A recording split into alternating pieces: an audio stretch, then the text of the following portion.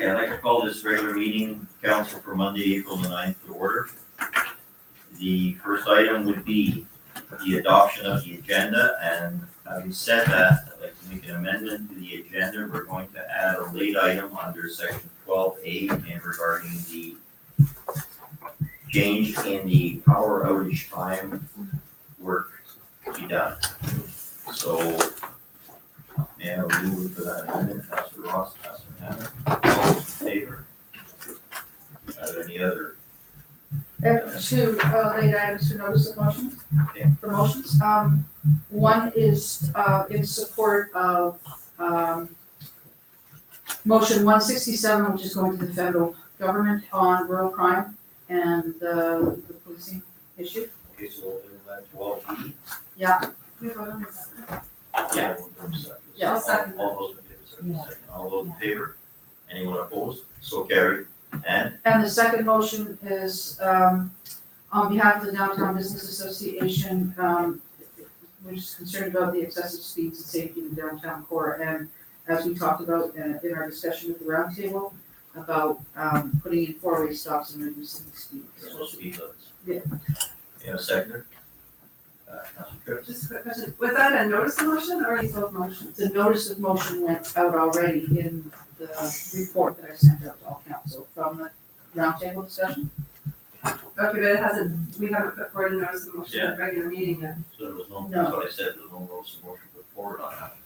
No, so what do I do, read the motions tonight? Yeah, Put it as a notice of motion this evening, and then we'll Okay, address it on the 23rd. Yeah. okay, yeah, we'll do that. But the first one, there was a notice of motion for that one too, or it was not? That went through an email yesterday, and it was in response to one that we all got emailed from, yes. Okay, but there was no physical notice of motion made at any meeting. no, Okay, so we we can now. can't, we can't do those then. We can't do that now?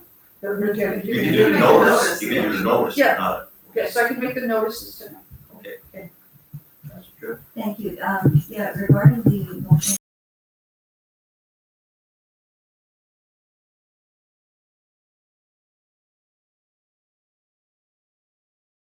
And they actually have the wording, they've given us the wording right in within that email, so does that actually need a notice of motion or? We're just support, we're sending a To letter bring of it back to support. our table, yes, it does. Okay,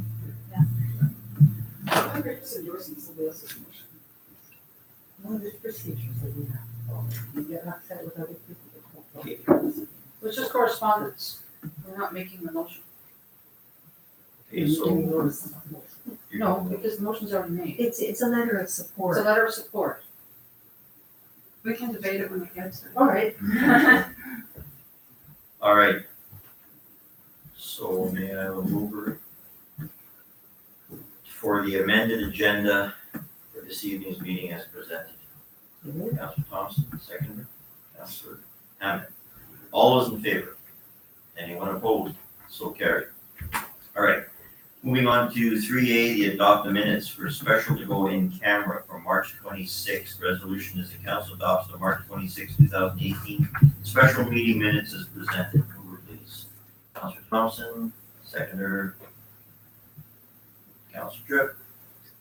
All those in favor? Anyone opposed? So carried.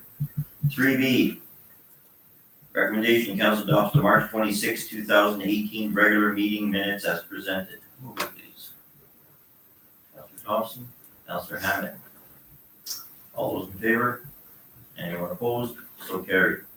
No registered petitions, no unfinished business. Moving on to 6A, written reports of council. Recommendation, all written reports of council submitted to the April 9, 2018 regular meeting be received. Mover, please. Councilor Ross, Councilor Hammond. All those in favor? Anyone opposed? So carried. Moving on to the verbal report from the RDK representative, myself.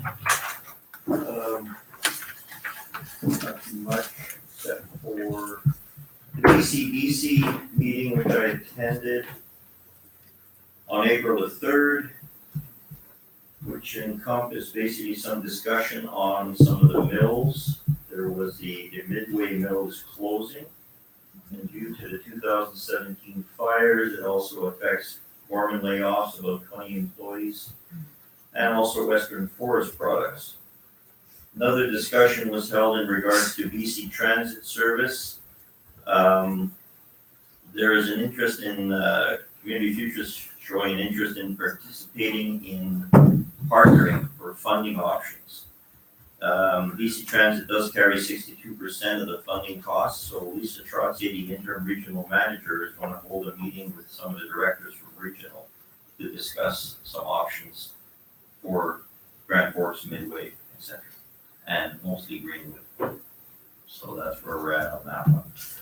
And that's basically it on that meeting. So, Councilor Thompson.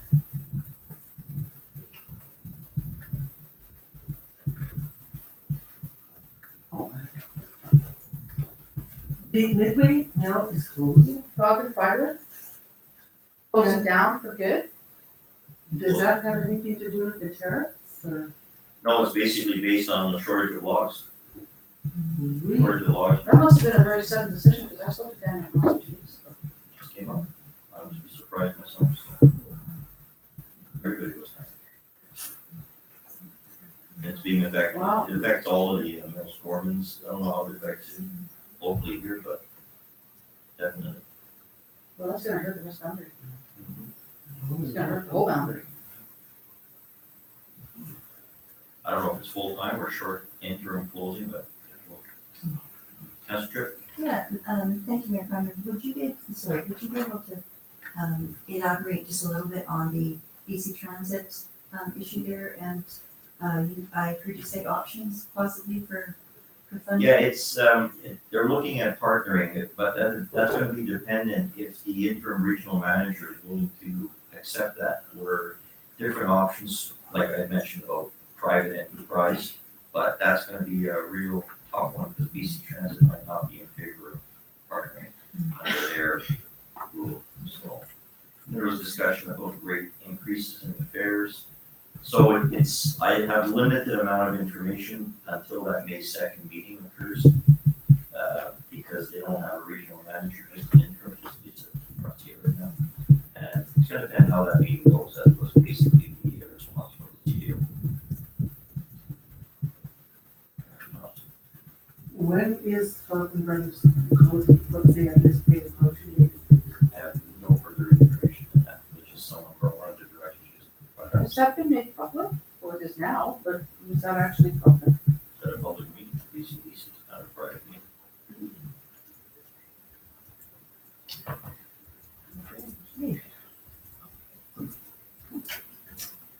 All right, and that would be it. So, we have a motion to receive.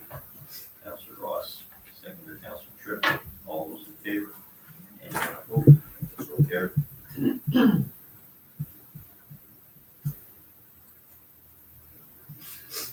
Okay, 8A. Subject matter appointments of the chief election officer and deputy chief election officer from corporate services. The recommendation is that. Just have a little change on this, so I gotta get the paperwork. Apologies. Okay.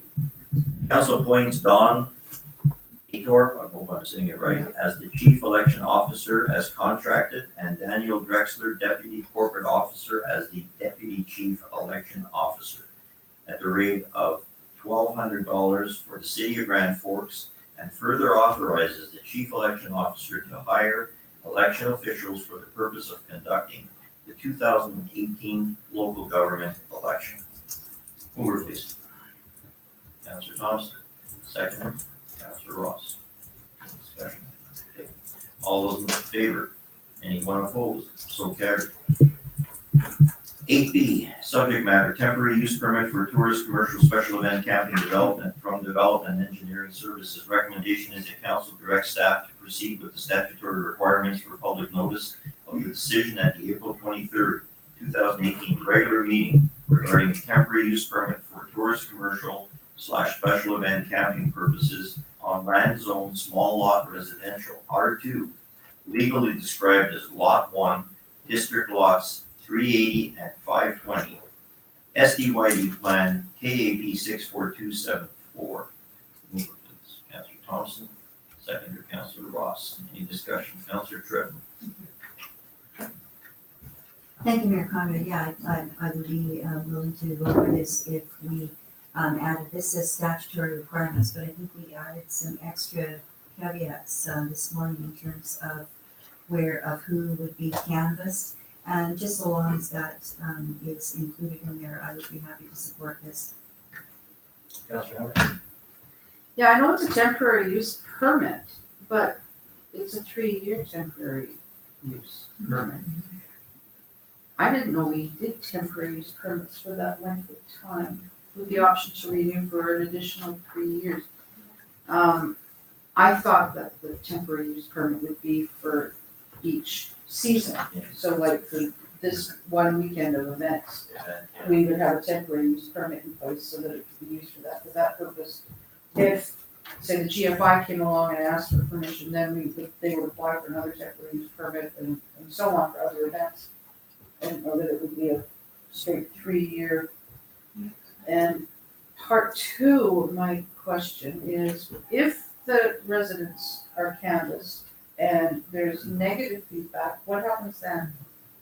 Because are we in a situation like we were with Boundary Women's Coalition, where we had all the petitions going around from Bryson Place and neighbors that didn't want it in their backyards? What happens in that case since it's private land? So your worship, I believe our senior planner has some answers to the question. Thank you, Mr. Mayor. For you to council, so regarding the additional canvassing, first of all, the additional that we've put in our work plan is for hand delivery to the adjacent cul-de-sacs, plus posting on the notice boards of the multifamily, residential, and institutional uses to the north, as well as the 2 advertisements, of course, in the newspaper, that's statutory. We'll also be putting it on website and Facebook. So going above and beyond and getting it up there. Now, if going to the last question, if there is a lot of questions from the public, we could choose to recommend the council to defer the decision for further study if there's something that needs to be done to, to ensure that the concerns are met, if there are significant concerns. Likewise, if there's significant support, maybe certain things can be adjusted as well to enable the uses as intended. And it's different from a special event type permit in that because it relates to a use of land that's not in the zoning bylaw for that zone. It's a 3-year term as determined in the Local Government Act, and then it's renewable for 3 years, after which time the proponents would need to apply to council again. So it's not treated quite as strongly as a rezoning, but it's given the notice requirements of rezoning because it's a change in land use for a period of time from what's allowed in the zoning. And the charter allows for 3 years. The Local Government Act, it specifies 3 years and renewable ones. Yeah. So why would the phone not come forward and request on a yearly basis?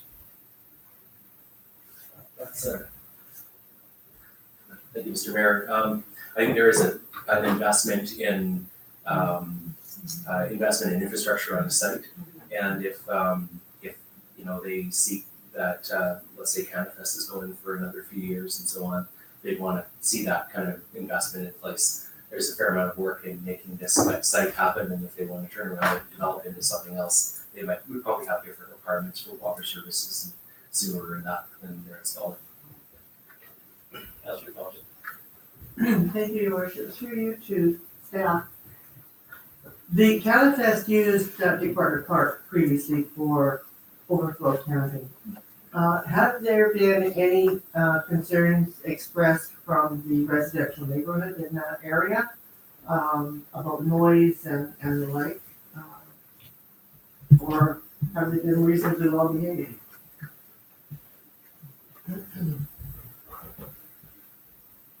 Very good, Mr. Mayor. The complaints that we've received at Public Works have, I bet you there's only been a couple of isolated things with dust and things like that were taken care of. But overall, I think people were pretty well behaved or respectful. Councillor Hammond, Councillor Tripp, Councillor Ross. might actually work out really well for the community, because if he's putting a pavilion in there, and he's putting lighting in there, and we don't have any community space for events, like weddings, or even the GFL fair, or banquets, or get-togethers, or, you know, we don't have a community center. You know, perhaps there's options for the community to rent back, or for special interest groups to rent it back from Chuck for those events, so that it can be used for community space. It sounds like the water's gonna be in place, the lighting is gonna be in place, the pavilion will be there. So, I think that would be. So sorry to interrupt, quick question based on what you just said, if there's a pavilion being put there, is the actual event gonna be held there? No, No, so, okay. so it covers for It's camping. just for camping. Yeah. Councilor Triple. Thank you, Mayor Condon. And my understanding about that pavilion was it was just for basic services there, maybe garbage or I don't know what. But the question that I was wondering about was, last year, when the campers were on Dick Bartlett Park, that was one number. But now if they're also going to be using Dick Bartlett Park as well as this new area,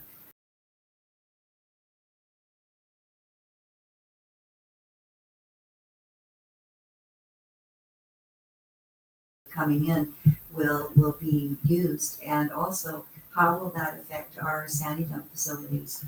And would we potentially be needing to look at putting in a second one or anything like that?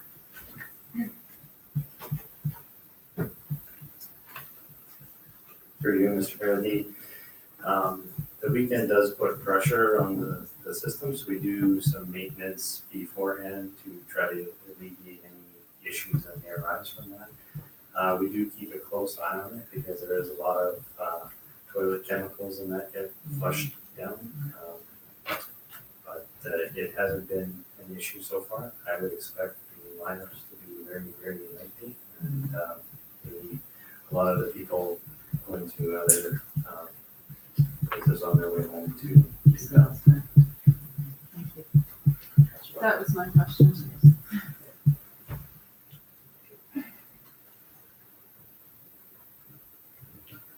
All right, any more discussion on question on this? Yeah. All those in favor? Anyone opposed? So carried. 8C, Visa credit card application is the subject matter from our Chief Financial Officer. The recommendation is that council approves the application for Calabria Visa credit cards through the Grand Forks Credit Union with an aggregate credit limit of $100,000, and further to authorize the Chief Financial Officer to assign administrators on this account. Mover, please. Councilor Thompson, Councilor Hammond. Discussion, Councilor Hammond, Councilor Butler. Yeah, there's we already have a policy in place and limits as to how much each department can spend without approval coming to council, right? From the purchasing policy. So even though you would have a credit card that's got $100,000 limit on it, whoever you would administer that or give to administer on that account would still have to follow the purchasing policy regulations. Your worship, it's not a $100,000 credit card, nobody gets that. That's $100,000. So I believe the aggregate, and I guess correct me if I'm wrong, but each person gets a certain amount, like I think the most is like $10,000 limit on some of the higher ones. Oh, a combined credit limit of Yes. $100,000. Yes. Okay. Councilor Butler. Yeah, thanks for clearing that up. I'm just wondering, because this actually came up at UBCM, one of the other councils was talking about getting spending under control, and this is one of the things that they looked at. So I'm just wondering how many credit cards are out there and who holds credit cards with the city?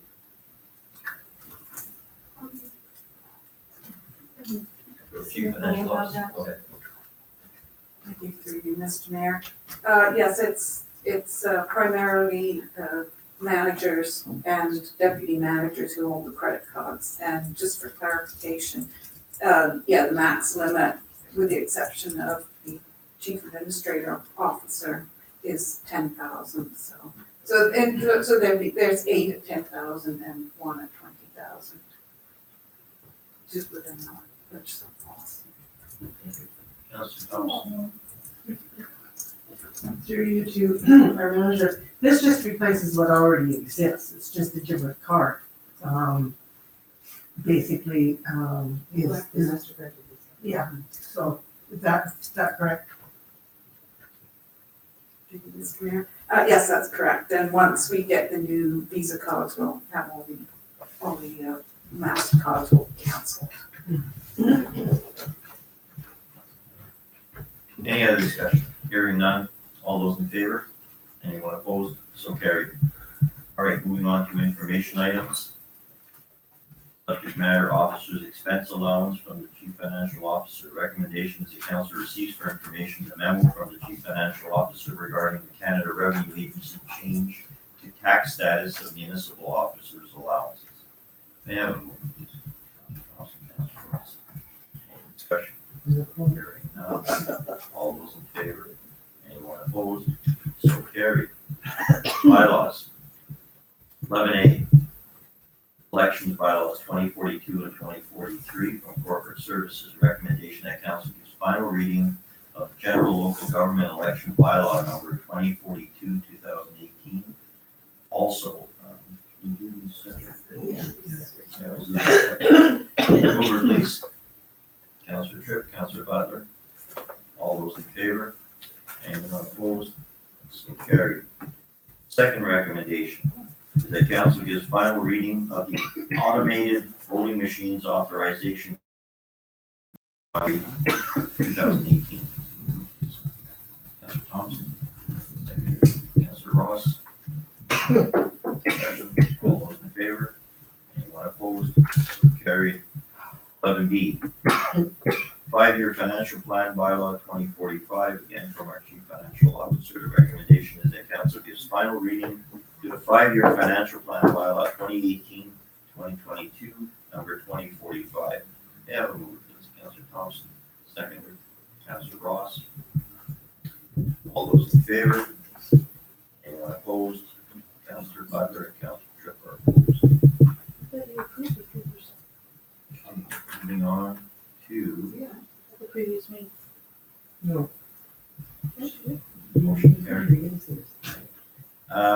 11C, subject matter, campground fees and charges update bylaw 1958-84, recommendation from corporate services. Recommendation is that council gives the first 3 readings to the city of Grand Forks fees and charges amendment bylaw number 1958-84, 2018, and direct staff to present the bylaw for final reading at the April 23rd, 2018 regular meeting.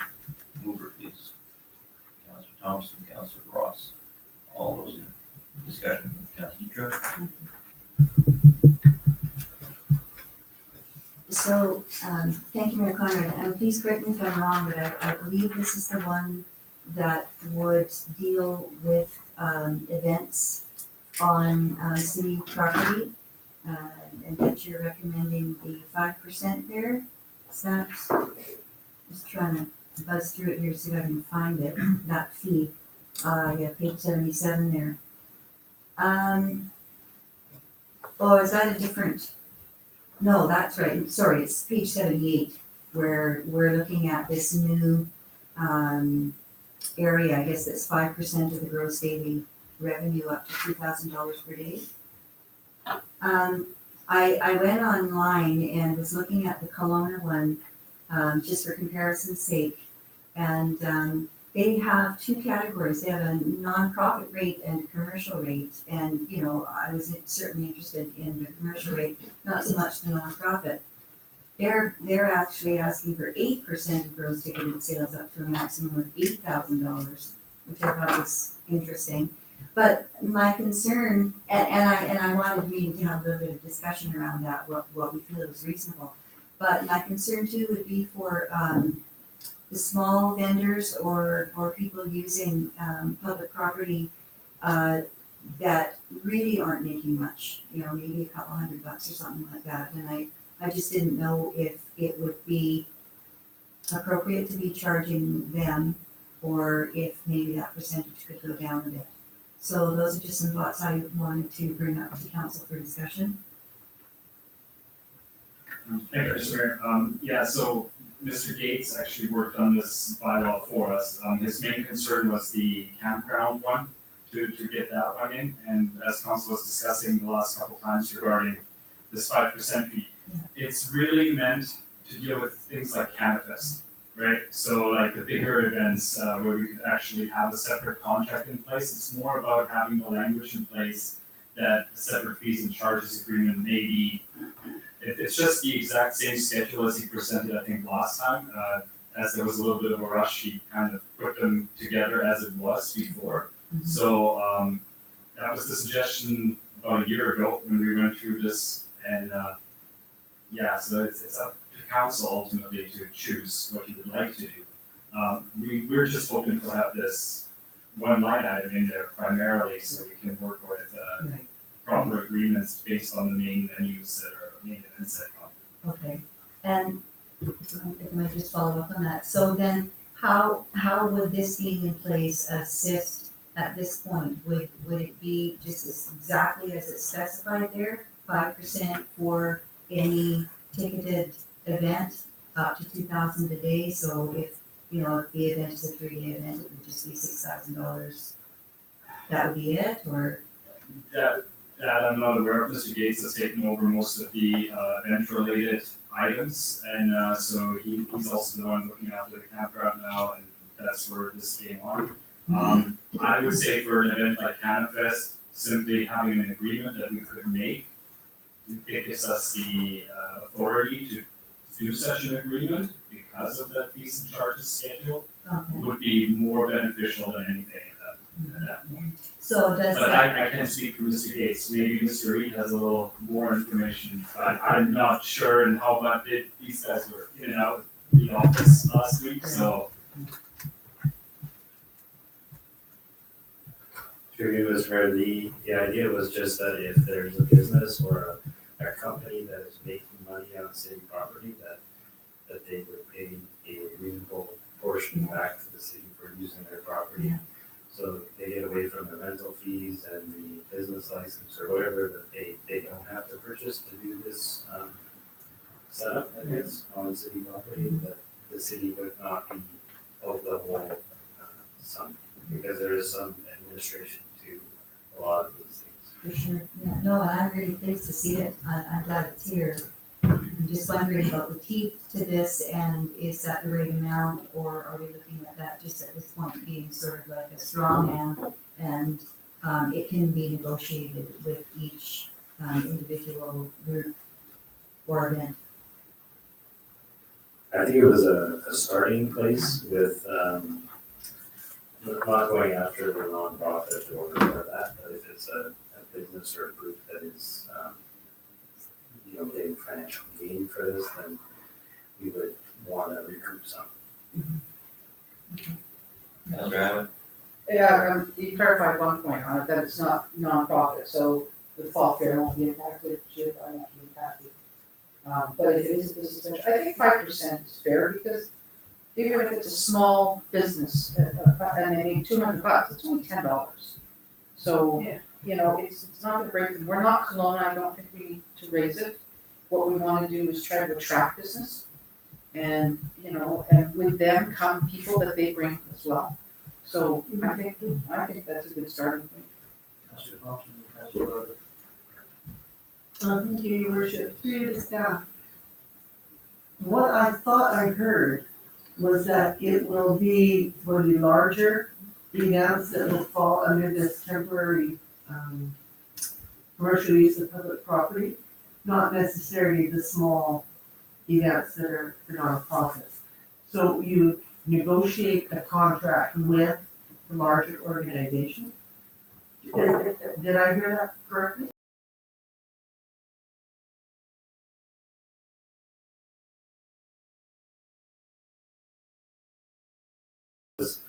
Basically for even possibly the farmer's market, if they use city land and the power set up there and that to sell instead of a storefront or whatever, so there's some gain there that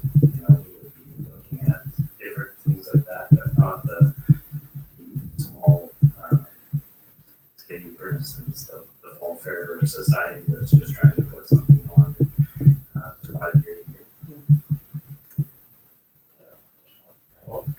year. Yeah, one, because Kevin isn't at our meeting tonight, and we have a number of questions that I'm hearing that he would be the better person to ask and to answer.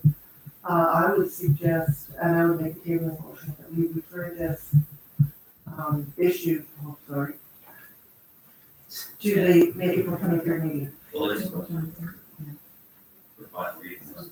Well, it's 5 reasons. That's the nature of the resolution. Oh, The importance, Mr. Mayor, is the first schedule. The second schedule, if we want, we could bring that as another bylaw at a later time. Yeah. While we're amending fees and charges, Mr. Gates must have thought in discussion with us, it could be a simple add-on as it was being discussed with council as well, but the important one is the campground one, that's crucial. That's why the short time item, there was no discussion at the committee at the whole level. It was more like, we gotta get this through without introducing it properly. I withdraw my motion. Councilor. Did you want to add something to that, Jeff? I was gonna say, I think worship, another option that council could choose to do instead of offering first 3 readings is to do the first 2 readings, in which if there was any changes, we could still provide changes before the 3rd reading is given, so that's another option that council could do. So I have a question. Sorry, I was still on my. Yeah, okay. I was just trying to be patient and. Okay. Yeah, I'm just curious, is Canada still operating under BC Pain Society, which is a nonprofit? So with that.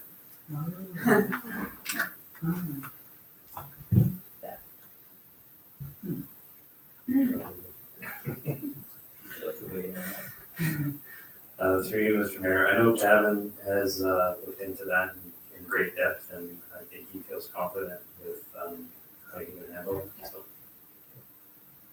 Councilor Hammond. Well, I know Kevin's not here, but I do have a question before it comes to 3rd reading that perhaps somebody can relate to Kevin. So they have this information. So if we have, say, the fall fair, and they bring in outside food vendors, or outside vendors, and they pay a percentage to the fall fair to be there, they pay a fee to be there. Is the city going to request that a portion, 5% of their daily, even though the fall fair doesn't have to contribute funding to the city, but any commercial vendors that are invited to participate, like all food trucks, would they be required to contribute 5% to the city? That would be a definite Kevin question. Yes. So then He's working on the that. recommendation that would be to only give it 2 reasons. Yeah, I'll set forward that amendment, so I'm gonna give it 2 readings. But is that gonna be enough time, or is that gonna wreck We'll give the things? final 2 readings on the 23rd You can't do the last 2 readings together. together, no. So the issue is more to have before May 1st, the campground part amended. Oh, okay. We could drop the schedule, the last schedule, right? Off it. Off it, yeah. And for now, and then bring that back in May, maybe for committee of the whole discussion a little bit more in depth. Yeah. Councilor. Yeah, just if I can just comment on that, I'm really happy to see it on there, and I really would like it to move forward, but I think maybe we have a few too many questions, to just keep that tonight, yeah. I'll pick up that schedule, we can get it to you. Right, yeah. I make a motion that we drop that second schedule. For the business fees and charges, schedule 5. I, Just say Cambridge's, schedule campground fees and charges.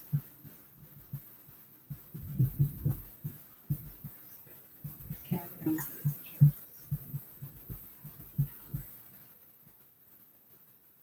charges. You made the motion.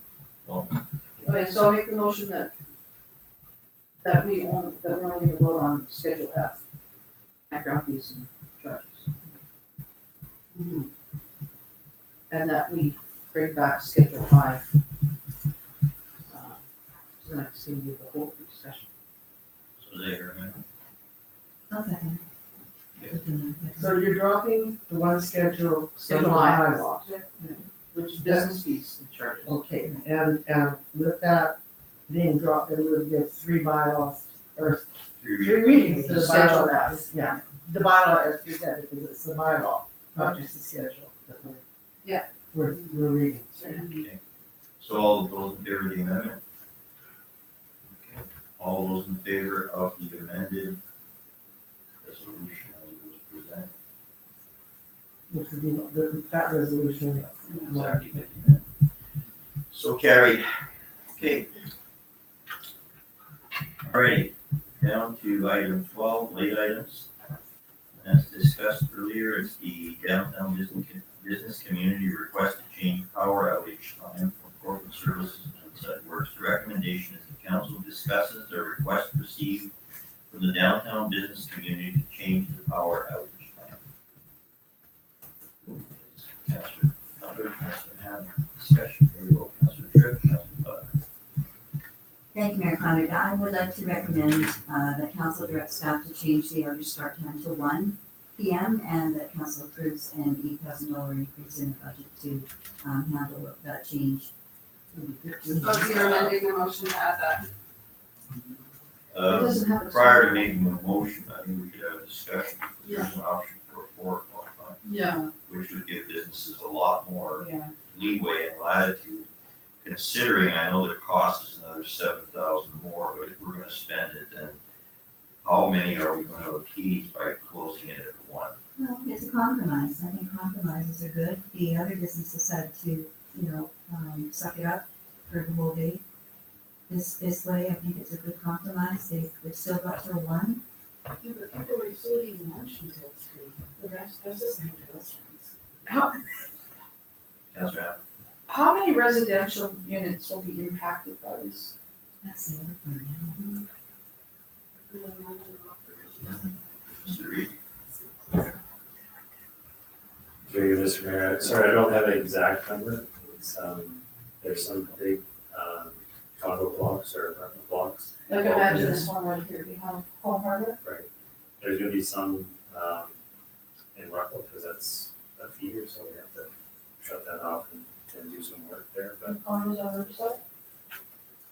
yes. Yeah, it says there, 2 condo buildings. A quick question I have, so if the outage starts at 4 p.m., 8 hours. it's 8 hours? Start at 1, about more Or is it than go to midnight? Yeah. Go ahead, Mr. Reed. As I mentioned this morning, the contractor has just mobilized into Grand Forks. I haven't had a chance to meet with them yet. So we have a meeting tomorrow morning, so if council wishes that this time get pushed back, I would hope that they would give some latitude and just say, try to schedule it at 1 o'clock or maybe possibly later if you can, but I haven't had a direct conversation with the contractor yet. So they have no awareness that we're potentially asking them to push it back. We did ask them for pricing and some options there. Right. So they're aware that we're looking at it, but we did tell them that, preference would be, if it did have to get moved, it would be to 1 o'clock. And I'm just wondering why the stringent timeline is 1 o'clock or 4 o'clock. I mean, why would they be able to do it, let's say, 3 o'clock or 2:30, somewhere around there, would you? Yeah. Let's see. I think, your worship, you just put a time down, so it gives the businesses a time where they can be prepared to close. If we have a 1 o'clock time and we know that they should be closing down, however, the group may not be able to get in there till, close to 2, so it's not gonna be like you're shutting down, these guys are setting suspended animation, so to speak, and so I think we wanted to be able to give them a solid time so they know that we're just not gonna shut the switch off when we're right in the middle of some transactions. So what was your proposed timelines? If they were coming in today, were they proposing to start first thing tomorrow morning? Through you, Mr. Mayor, they are starting work tomorrow, but Okay. there's prep work to be done. Okay, So they are here for the 5 days working. But the outage was scheduled for Thursday, so Yeah. So, 8 AM. okay, so they could possibly, it might work out that their timelines might facilitate the fact that they might not even be able to start first thing, so it may only be at 12, 1 o'clock, or 2 o'clock start anyway.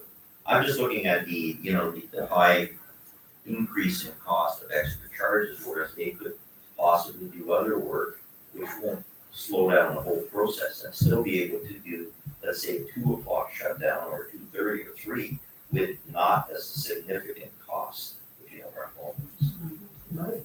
I was next on Will you? This scheduled outages for the weekend up during the park, so it's a section of work that the two crews are gonna have to accomplish by the 8 hours. Mm-hmm. So there's not a lot of time to do extra additional work. It's gonna depend on the weather and. Yeah, the lead up time to the actual shutdown is what I'm talking about. The lead up time for that shutdown. With their contract, they can only work certain number of hours a day. Mhm. And then you get overtime, so Okay. we're, Okay. we do have, like I say, some other work going on that day scheduled, so with electricians and that, so there's a lot to change. Okay, so now we have Councillor, the next Councillor, and then Councillor Thompson, and then Councillor Ross. Yeah, originally I was leaning towards the 4 o'clock time as well to give businesses as much opportunity as possible, but then with the 8 hours, if you're going till midnight, it's still cold out. You're gonna have residences without heat, and then you're gonna have the same problem, but the resident people are gonna be in here upset that they have no heat, so it's. I think the 1 o'clock time, at least the heat will be back on by 9 o'clock, people can sleep in their houses, they might not be able to make dinner, but. I'm just wondering, this says it's coming from the downtown business community, and through you, Mr. Mayor and Councillor Hammett, did the DBA discuss this at all? And I'm just wondering why it's coming from an ad hoc group and not from the DBA. Well, I don't think that's the name of the group, the downtown business meeting, it's coming from the business community. So Kathy, Wabano is here representing portions of the business community, not the downtown business association as such, but all the members that are, affected by this outage. Councillor Thompson and Councillor Ross. If we have to change it, and I'm hearing that we're leaning that way, I would support the 1 o'clock. Because, from what I'm hearing, and having a husband that's an industrial electrician, when you're working with that kind of, wires and voltages and all those good things, that you want to be able to do it in daylight and to be assured, and we have to make sure that our contractors are safe. And, you know, it's quarter take now, it's not that dark. So hopefully they would be in a good position to be able to complete that within those 8 hours. So, if you're looking for a resolution, to put forward, I would recommend that. Councillor Barry. Oh, did you recommend that? Yeah, that's what I was saying. I'll second. You can second it. I'll second her motion. Okay, Councillor Ross. You're Councillor Oh, Thompson. am I on? Sorry. I'm turned off. Yeah, we heard this morning about working after hours, and it does happen quite often, and that they can't get adequate lighting to make it safe. And I believe that Mr. Reed had said they can get lighting that makes it safe. And yes, so we heard that this morning. So, and we also have some, new and businesses in town that rely on that lunchtime trade, and honestly, shutting down at 1 o'clock is not gonna be good enough for them. I would have suggested, and as was suggested this morning by one of the folks that came from Home Hardware, that we shut down at 3, it still gives them 5 hours of daylight, and then they can work in the lights. I'm not gonna support this resolution, I think we should shut down at 3 o'clock. Councillor Hammond. Yeah, initially I was going to go for the later time, 3 or 4 would be ideal. But then I realized how many residents are impacted as well, and then they're getting into the nighttime and they have no power and no lights. And no heat and no ability to cook.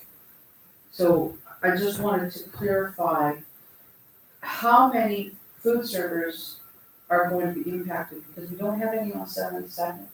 Is it just the south side of, Market? The entire, all the way through? Or is it? Yeah, would be from Fourth Street. Would take the Oh, entrance down. not all the way down. Okay, so there's three. There's three there. There's Borscht Bowl, there's Jack and Jackie's, the closest three, and then there's Jovis. Would impact Jovis more because he's stuff in there. So it's just those ones on that side of the road. Just those ones on that side of the road, so there's three. And Yak and Jackie's closes down at 1 o'clock, I think, on Saturdays at midnight. So I mean, I know it's a different day, but they do have that, schedule. Well, I mean, even if if people know in advance and we've given them that extra time that it could be closing at 1 or 1:30, at least they can start prepping. They can have notes on the door in the morning, let people know that they're open for breakfast, open for lunch from noon, but they will be closing at 1 because they still have to do the dishwashing, they have to do cleanup. At the same time, with that many residents being impacted, it's gonna be a hardship all around. It's the only inconvenience, however you look at it, and I think the only way to deal with it is compromise. I have a quick question. How is the weather gonna impact this type of operation with this? Should be having very inclement weather. How's that gonna impact? I mean, Yeah, I mean, they're calling for rain, so we'd like a little latitude, but, I'm sure they'll do what they can. They're used to working outdoors and whatever temperatures and weather they need to. The reason I ask that, there's no concern that possibly we might plan this outage and then say, well, we can't do it in this heavy rain. have those tarps that they put over. Well, just people to make sure because we're dealing with hard work. Yeah, I think if it was hot work, that would be a different story, but them having to shut the power off and do it differently, I don't foresee it being a problem, but like I said, I haven't met with the contractor until tomorrow morning, so I'll be definitely getting their view on that. Okay, just wanna make sure we cross all our T's and all our I's after this long session of discussion. All right, so we've got a motion on the table I would vote, and a seconder, I would vote so we're gonna call it, pardon, I would vote for, I'm gonna call the for that. question, so all those in favor? 1 o'clock. Is if, yes, providing that it's explained to them that like it doesn't have to start right at 1 o'clock on the dot. If they can stretch it a little bit further, another half an hour, that would be wonderful. But to wait until 4 o'clock, I think would be too late because it really puts an inconvenience on people that want to get to bed or get for dinner or. All those in favor, let the board call. Anyone opposed? So.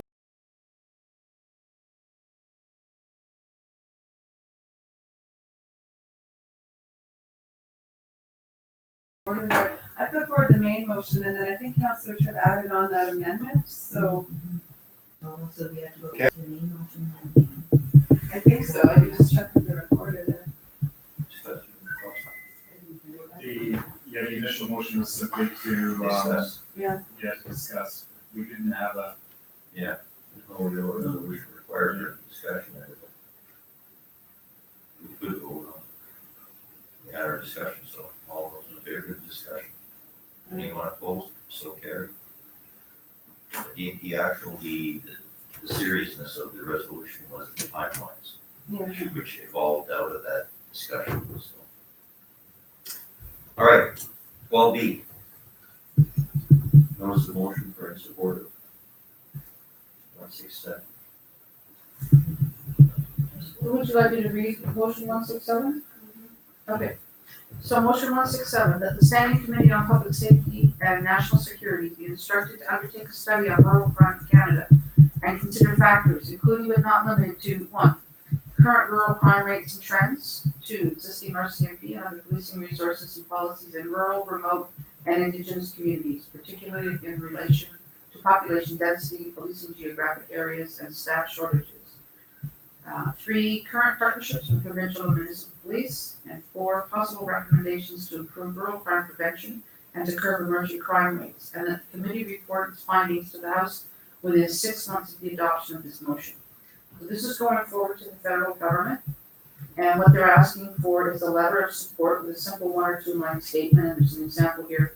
Rural crime has become an increasing issue in BC, much like most of Canada. As a municipality, we are doing our best to support our community and our neighbors, but there are limits to our resources and authority. We appreciate these concerns being addressed and would like to extend support to motion 167, and then we can insert a quote from our area. Really need a notice of motion on that. I mean, we No. can just make the motion. The motion's We're just already made, supporting- already. Yeah, we're just Yeah. in support. Yeah. Just like a letter of support, which is similar, which would come up my Yeah. office or. I gotta make a motion that we write a letter of support I'd like to make a motion that we write a letter of support to this Sharon Stubbs in support of motion 167. Second, Councilor Ross, all those in favor, anyone opposed, carried. 12C, DDA subject matter. Okay, and I would like to put forward a notice of motion. Whereas the Grand Forks Downtown Business Association is concerned about excessive speeds and safety in the downtown core, citing several accidents and near miss accidents on downtown roads. Therefore, be it resolved that the city of Grand Forks install 4-way stop signs at 72nd Avenue and 2nd Street and Market Avenue and 2nd Street. And further resolved to reduce the speed limit to 30 kilometers per hour within the boundaries of 72nd Avenue on the south, 75th Avenue to the north, 6th Street from the west to Riverside Drive on the east, excluding Central Avenue. 60. 6 would be from Subway, so, Okay. and where the beach is down, Riverside, And down Riverside? and over to Riverside, But not not Central, no, not down the residential. So notice of motion to be presented the 23rd. Yeah. Yeah. Second, please. Not seconding it, no, but I'd like to ask. Second. Well, she's just giving those. She's just giving notice of motion. Yeah. So there's no, we can discuss it on the 23rd. Well, that's why I wanted to ask this question. Paul, second, and so. You don't need a second, but anyway. I was just hoping that staff might be able, if we're bringing forward this motion to the meeting, it'd be nice to have any background information that's relevant to staff could provide that, because it'll be on the agenda as an agenda item. So it should include all relevant background information that the city has on this issue, like we held the open house for the public, and we got feedback on that issue. I don't know if staff's looked into it at all, consulted with our CMP, that type of. Is that gonna allow for enough staff time? Yeah, We're all saying the same thing. I can already see staff. That's 2 days away. It's 2 days away for the April 23rd meeting, so Yeah. it's highly unlikely to anything. That was gonna be exactly my recommendation. Councilor Hammond? Mr. Mayor, can I just like to object that further study from staff, I don't believe is required.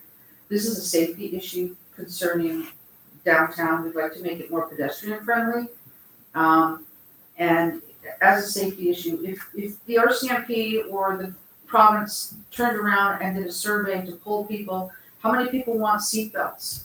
And everybody said, no, does that mean that rule doesn't come into play? I mean, this is a safety issue for down here, and I think that we just need to use our common sense and try to make this a more pedestrian friendly area within our shopping core. There is a huge subject matter. Well, It 50 can cents also- a day. it can be referred back to staff, on. I mean, it's not gonna impact very many drivers, People know. because for the most part, people driving around the downtown core going slow anyway, most of them are looking for parking spots. It's just the few that are blowing through off 70 on Second, coming over the bridge, that are just doing 60 and 70 Ks, that are going through there, that's why we need the traffic calming with the 4-way stop and the reduced speed limit, just as a reminder. Just as a reminder to people, if there's a notice there that says it's 30 kilometers an hour, it catches people's attention and they know to slow down. You know, hopefully they know to, and a stop sign will definitely not make them slow down. But I think it's just, Speed limit signs, that won't have much effect because who's gonna implement the well, it still becomes regulation of it? part of the RCMP, but I mean, Yeah. these people are aware that there was a reduced. We're debating. Yeah, we're something debating that's stuff. gonna be brought forward on the 23rd, so, with all due respect.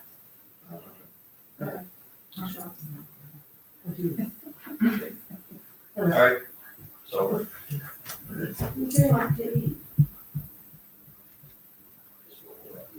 Just a heads up. All right. I'm going to questions on the floor and meeting. Again, same routine. Go ahead.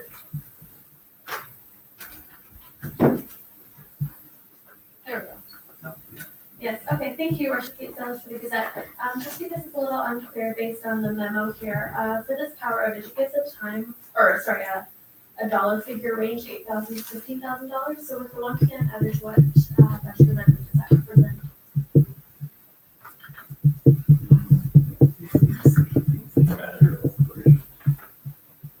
Through you, Mr. Mayor, the initial budgeting that was done was from 1 o'clock, it would be 80,000, whatever it was.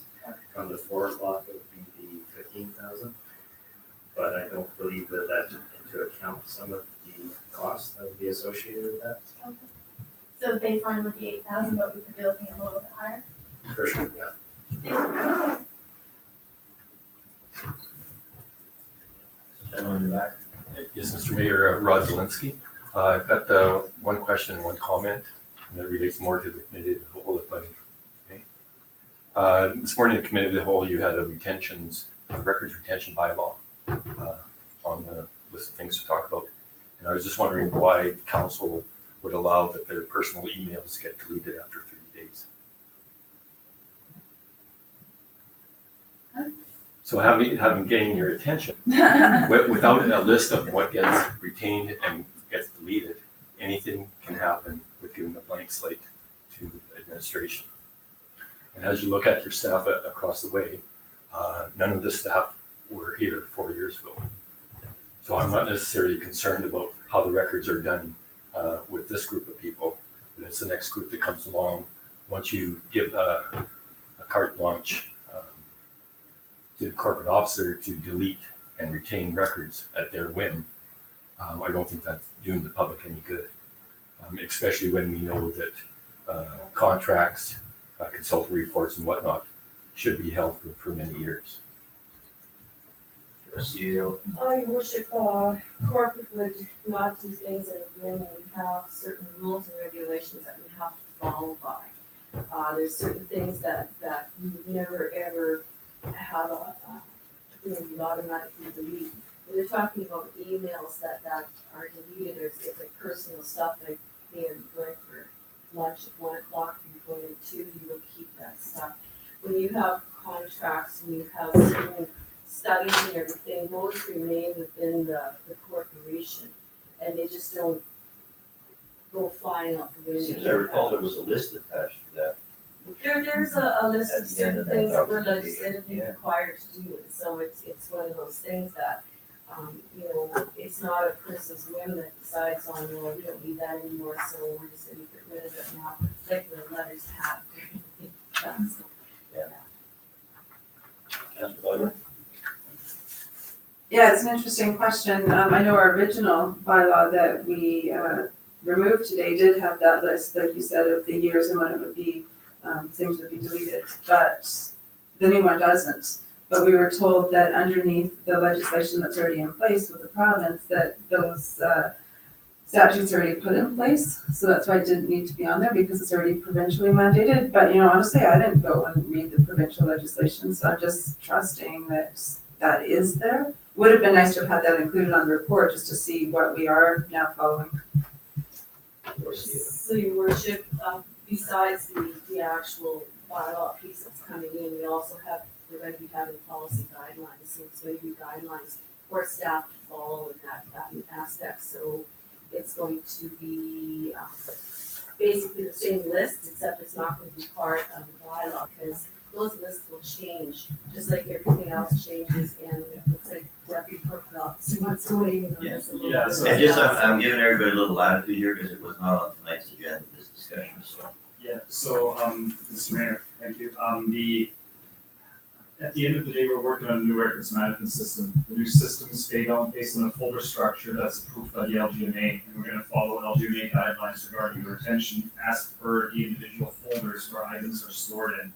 So miscellaneous items like Ms. Heinrich was saying regarding emails that are transitory in nature, hi, how are you, those kind of things, they can be deleted right now. Items that have to do with a contract that are a business decision, they will have to be then stored in the appropriate folder that then has a retention schedule of 7 years at the end of the contract assigned to it. So there is a lot of things happening in the background, and that's why it's almost impossible to maintain that kind of Excel sheet in a bylaw at the end of the day, because it's not anymore just those 30 items you see in the old bylaw that were attached. It is hundreds of items, and they will change as legislation changes. Right, so there are legislative guidelines and safety factors as obviously. Okay, so Mr. Mayor, there is gonna be a list, then, is that what I heard? Or some of these things like consultant reports, engineering reports are gonna be kept for how long? That's what we're working through right now with this. But those aren't covered, overall yeah. records management system, so, there is, we have a consultant hired right now that's helping us out on that, avenue. And, she's an expert on records management and retention with the masters in archival studies. At the end of the day, I have to follow the advice that I'm getting from an expert on the field. Thank you. So I guess my comment then, Mr. Mayor, was I'm surprised that council time and staff time has been taken over by this power outage that's planned. If you remember back a few weeks ago, council did approve a electrical safety policy and procedures document. And if anyone read that, you would see that this conductor that they're working with cannot be done hot, and it does give the electrical department their oversight over taking power outages at any time for any length. So it's an operational policy, and what I understand, you don't want to deal with those. I'm surprised that so much time is taken over. Thank you. Gentleman in the back? Going back to your report from the regional district about Identification, please. Les Johnson, you were saying that the Midway Mill is gonna be closing. When is that happening? Do you know? This was a very brief conversation that came up by one of the directors, and it was that kind of, well, did you know? And that's as far as it went. There was no real long discussion on it. So when you say one of the directors, you mean one of the regional district directors? Okay. So there's no official notice from Vaughan Brothers? Okay, thank you. Not that I'm aware of, not that anybody was aware of, it. Everybody was taken by the same surprise as myself. Okay. Any other questions? Answer other. I'm just wondering, did you double check with the mills to make sure they are closing? I don't know if we want to put that in our paper, or just if she's ready, I remember. have to call them. Okay, great. I'm only Thank you. reporting back what I heard at the I'm sure meeting. we could Gmail. So, yeah. And Marguerite too, yeah. So it's, that's all I can say. Don't shoot the messenger. Be better than having the mill closing. It would be good if you were maybe a bit district. I just have a question. Right, yes, Ross. Just, you can help me out here, sort of being the devil's advocate, but, you know, I always believed that it was our job as council to, create policy that operationalized our OCP. And, we stay out of the way, then we get out of the way because we have competent staff, including, you know, all the guys that work with Public Works. And the only time we really intervene is when we're hearing back from the public on proposed projects that are happening and when they feel that they're being negatively impacted. So it's not that we're sleeping at the switch. It's that, you know, the job has to be done, and some of the people in the business community were just saying, hey, wait a minute. And so, you know, then we revisit it and say, okay, if we can do that to minimize that impact because people are legitimately concerned about it. It's, you know, it's when we have this discussion about how we can work with our contractors and our staff to reduce the impact on the community. So, I mean, that's the way I looked at it, including with this issue around the electrical. we knew it was gonna be an issue shutting down. And the community was given notice, and there was enough of them that said, wait a minute, for us to have another look at it and see if we can come to some kind of compromise. And I bet you anything that not everybody's gonna be happy with that compromise either.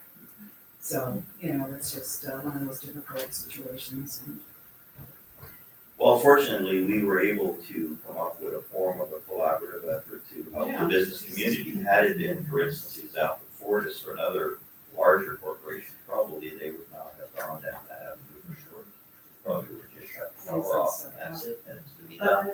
I think it's important to note that our management came with a report before council with some options to consider. So, while as a normal practice, council doesn't get involved in the policy where there are decisions that could impact negatively a section of the community, and our management says to council, policy says we can just go ahead and do this, but we're getting feedback, and can you help us make the right decision? Because we're gonna have to fund that. That's taxation. So, I think that's, staff to be commended for doing that. Yeah, I think it's very proactive. Gentlemen again. Yeah, Ron Zelinski, just a comment, Councilor Thompson, seeing as that the city does funnel over $500,000 off electrical rates to put in general revenue, I don't think the dollar amount should be an issue to accommodate the people. You're right. So, so I think it's Saturday or Sunday would probably fit more people's schedules. Are there any other questions for your sir? Hearing none, may I have a motion to adjourn? Councilor Hammond, Councilor Butler, all those in favor? Anyone opposed? Meeting adjourned.